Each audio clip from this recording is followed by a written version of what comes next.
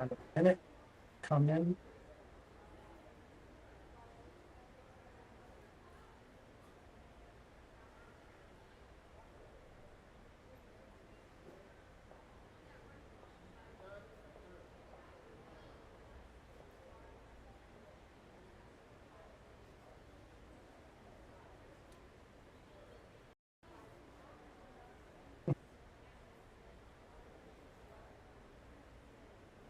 Well, here we go.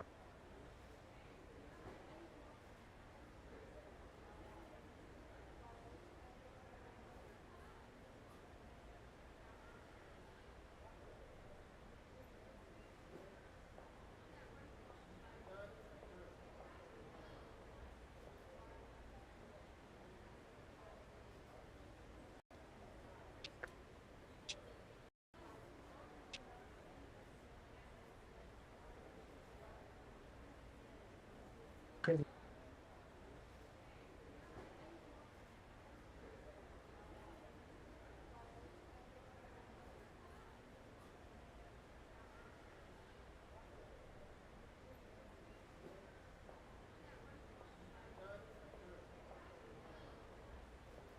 Hi, everybody. My name is Tim, and I am. Oh, I'm live. Okay, I'm live.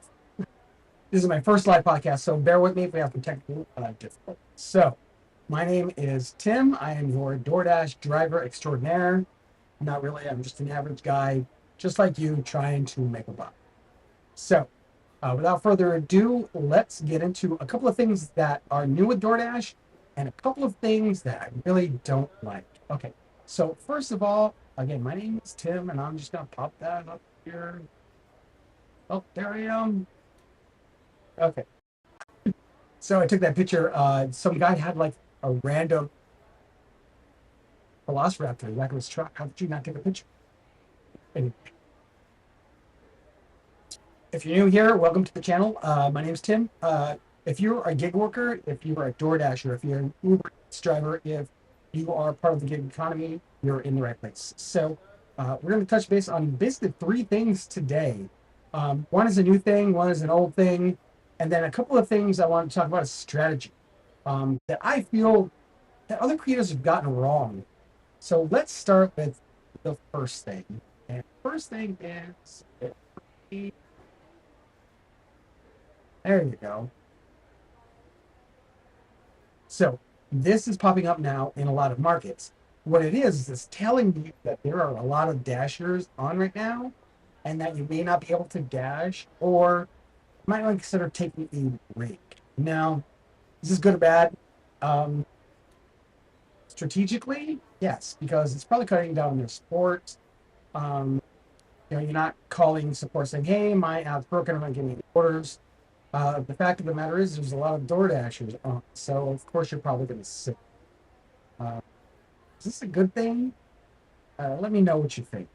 I think that it could potentially be a good thing. I mean, I don't like wasting my time, and I'm sure you don't like wasting yours. So, this is a new feature rolling out. If you haven't seen it yet, I'm sure you will. Uh, on Top Dasher, if you have to schedule things, I'm sure this might affect. So, that is first little bit. I'm just going to roll shots here. All right. So, the second thing, let's talk about earn by time. Where do I start? Earn by time. Is it good? No, it's not. Always do by order. And the reason I'm going to tell you why it's not. It's not good because they do guarantee dollars, $11 an active dollar. Active time is the key word. Um, yeah, I think it averages out to be about the same, but you're only allowed to decline one per hour, and that's kind of shitty. Um, if they paid you a straight hourly wage, what I mean by if you went on DoorDash and you scheduled yourself 9 to 4 and they paid you for 4 hours plus tips, I feel like that would be better. Um, Let me know what you think. I think that honestly earn per order is always better. I feel like your earning potential is better. I feel like things generally roll here that way. I feel like when you earn by hour, you're going to get all those shitty orders that are long distance, pay, and just to coop a little bit, you are getting paid up. So um, that's what I feel about that. Okay, so the next thing I kind of want to touch base on, kind of got. Okay. Okay. Can you make DoorDash a full-time job? I get this. This is the question that I get asked the most. Can you get? Can you make a career out of being a DoorDash? And the short answer is yes and no. What I mean by that is a lot of people fail at DoorDash because they don't treat it like a business. You need to treat DoorDash as a business. What I mean is you're an independent contractor, so you are essentially a business owner. So what that means is you have to act like a business person. You have to carry yourself like a business person. You have to be professional. When you're scheduled to work, you work. Obviously, if things come up, things come up. You know, um, that's kind of about shit. Lost my tongue. Oh, that's why. That's what I feel about that. So I mean, you can make a career out of it. I the most asked question that I have, um, and I get asked it a lot, especially around town. Do you make good money doing it? The answer is yeah, I can make good money. I do. Probably asking yourself, How are they doing this? right? How are we doing this? A lot of people want to know how I'm doing. Okay. So in my market, and this is probably every market. So in my market, I'm going to show you my market. This is my market. This is Pittsfield, Lennox. You see a lot of that's a lot of area to cover, right? It's not like Hollywood, California, where you're 2 miles, 1 mile, 3 miles is long distance. In my market, it's very rural, meaning that there are towns. Pittsfield's a city, but then there is highway and little city, highway, little city. So how do I personally strategize this way to maximize my potential? Okay, so this is what I do, and this again could be different for every market, but for me in a rural setting, and if you're in a rural setting, this might apply to you. So I DoorDash in Pittsfield most exclusive because it's the biggest city, has the most restaurants, and it has the most dense urban area. Okay, so what that means is that am I going to be a top dasher? No. Have I made top dasher? Yes, I've made top dasher three times. I think in 2 years. Um, and you're probably asking yourself, well, why? The answer is simple. It's miles versus pay, right? As a business person, that's all you're thinking about in every instant is miles versus pay. So um, when thinking miles versus pay, and you don't want to drive 12 miles one way for even $7. It's not worth it, right? So here's kind of a snapshot of my criteria of Pittsfield, Massachusetts. Okay, so I DoorDash everywhere in Pittsfield. Okay, um, like go outside of Pittsfield. I will go to Lennox. It's pretty close by. I will go to Dalton. That's pretty close to uh, like the chain restaurants. Maybe a Lanesboro once in a while, but that's my house. I don't go outside that wheelhouse. If I go I'll out to all the way to East Chatham, New York, I they're not worth it. They're never worth it. I have never seen an order that is worth that much for Hamilton. So for me personally, I'll never have top dasher stacks. So a couple of things that I do to make myself a top dasher is a I schedule myself out a week at a time. I schedule as many hours as I can. You can always leave early, but getting a shift sometimes is hard. So that's one thing I do. The second thing I do is, we're going to talk about this in a minute, is I do take some no-tip orders. We're going to talk about criteria. There's criteria. And then lastly, the thing that I do, uh, I use, well, I build using an electric bike to do all this. So there's little overhead, no gas.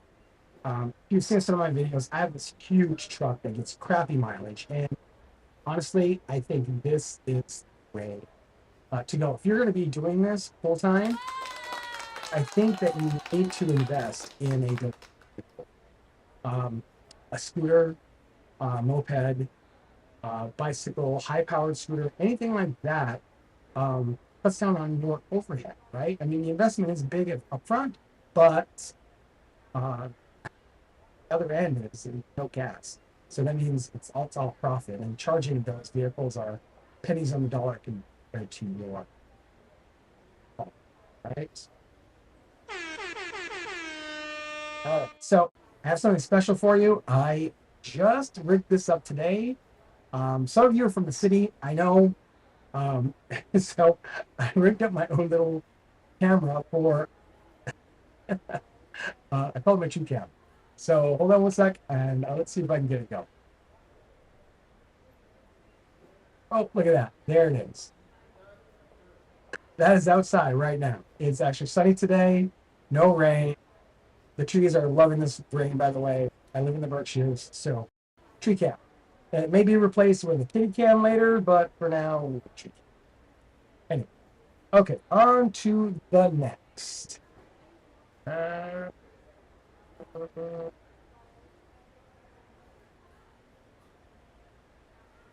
There's my acceptance rate. That is where I'm at today. I checked today.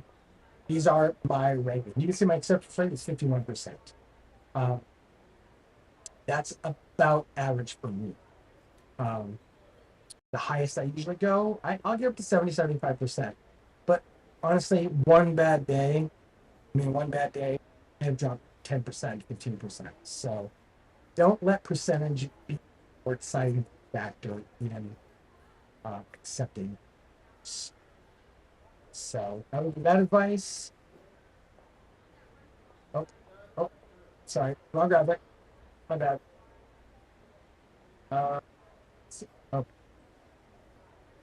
and I have a little video for you. Is that one? Let's try it. Never. Y'all will never do that again. Not that one. This one, I think. DoorDasher is out of a job tonight. This is after he gives So, a customer an earful when I talk about after being a dropping off her professional, pizza. So this is what happened not to in do. Kempner, Texas, which This is is west crazy. of Killeen. I mean, And why here's why what would the guy you said. do I just this? want to say it's a nice house for a $5 tip. Really? He deserved to be fired for that comment. That's rude. I'm thankful, and a lot of people need to be humble that these people are tipping it, because you are tips. DoorDash does kick in some, but you're really working at the good graces of people that you are delivering for. You are a service provider. So you need to think like, I think I have one more video for you because I wanted to touch on. Uh, let's see. Where is it? Sorry, I'm just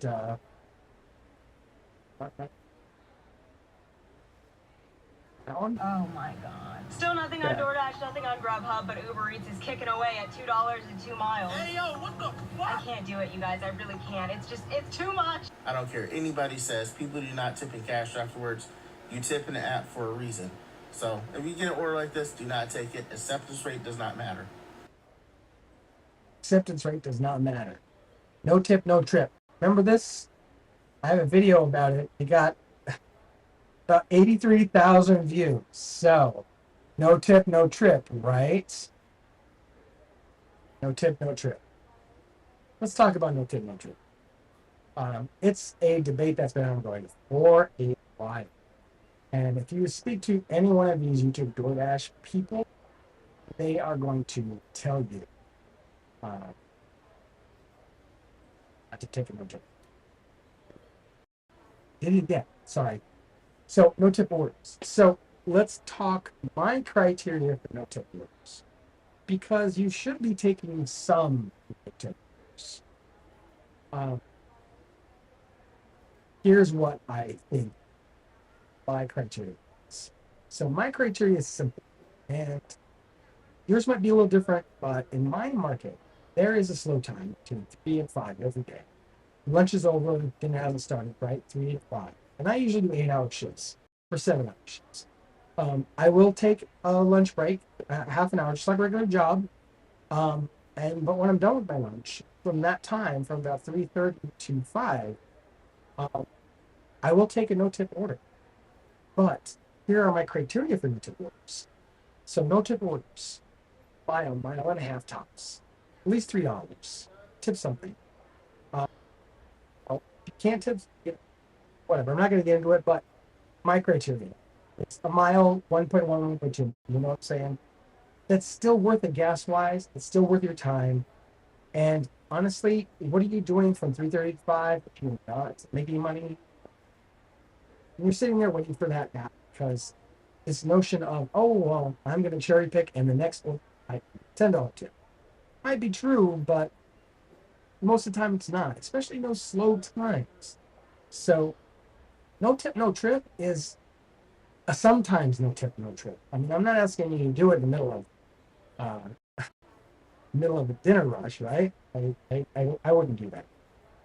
But I am saying that when it's slow and you're sitting around, might as well do something, right? Be thankful that you're out there making money because a lot of people aren't making any money. All right, so enough on the no tip, no trip. So let's talk about this guy. So when I say this guy, I'm sorry, we've all seen these videos that are atrocious. I mean, I see people eating other people's food, throwing their bags around, no tippers. Um, these people don't deserve to have a luxury of being stripped. I think he got fired, and I'm glad he did because he doesn't represent me or people like him. So I'm just happy to. Uh, oops. Sorry. I'm still getting used to this. Bear with me. It'll get better. I'm still getting used to this idea of. Uh, sorry. I am trying my best to work the software and do this. I don't have a Stream Deck yet, so once I have a Stream Deck, I think I'll just press some buttons, which will be cool. But so for now, we're stuck with this. Okay, so last thing I wanted to cover in your earning potential. If you're serious about doing DoorDash and doing it full time, don't do it from a car. And I'll tell you why. So this is very simple. It's simple time versus money too. So in my market in Pittsfield, there's traffic and it's stuck in traffic and time's money. So you're thinking about doing this, scooter, something you can zip in and out of traffic, right? High powered scooter. Some of the higher end ones are about $3,000. So I'm not going to kid you, they're not cheap. But their range is about 80 miles. And you can do almost a full shift on high powered scooter these days. So for me, I chose and I chose this specific e-bike that I pictured for a reason. This is a Hora. This just came out. Priced very moderately. It's $2,000. The thing it has going for it, if you look in the front, it has this huge fucking battery. This battery is a 60 amp hour battery. It's the largest battery in I think any electric vehicle right now. So I don't know any high powered scooter that has a 60 amp hour battery. I don't know any other. I think there's one other brand right that has it. So what's the range? So just on throttle, I'm getting They say 120, but I'm gonna say 100. The test, real world test, they say 120 miles with pedal assist, almost 2 miles, 200 miles with no gas. Now, y'all got to get over this stigma, and I don't like the stigma of being a delivery driver. You know, uh, look at him; he doesn't make any money. And I can tell you honestly, if I try, if I hustle, I can make almost $1,500 a week, 1,700. If I'm hustling every day, if I'm out there every day doing 2 shifts, lunch shift, dinner shift, make 1,500, sure. And having an electric scooter, most of that 1,500 is going in my pocket. So smarter, not harder, people. If you can't afford to invest in something like this, there are a lot of cheaper things. You can pick up an e-bike pretty cheap, that has 50 miles. 50 miles is a lunch shift. So you could do a lunch shift, go plug it in, and then take your car out if you really wanted to. Anything to save on the overhead, that's gas. So anyway, that's the Eudora. That should be arriving Thursday, I think. Right? Thursday. Oh, did it again. I'm sorry. So that'll be arriving Thursday, and that'll probably be my next live. I'm gonna do live. I'm gonna do a video on unboxing the Eudora, and then next week we'll go live, and hopefully I'll get some questions that I can pop up here. I don't expect a lot of people to be watching. I just broke the threshold of 1,000, so I'm hoping to garner some more with some more live videos, some more shorts. I'm going to switch up my format and do some POV stuff. Kind of like, and my favorite guy, and I love this guy, and I take notes on the way he does his broadcasting on YouTube, is Yogi Steve. Yogi Steve, if you ever watch my video, dude, thank you. Thank you for all the knowledge you imparted on me. I'm going to use that knowledge, and thanks again, bro. Anyway, it's 3:51. We're almost at the top of the hour. I am going to call it a day. We're going to call this a wrap. And please inbox me if you have any questions. I love comments. Please like, share. Yeah. Peace out.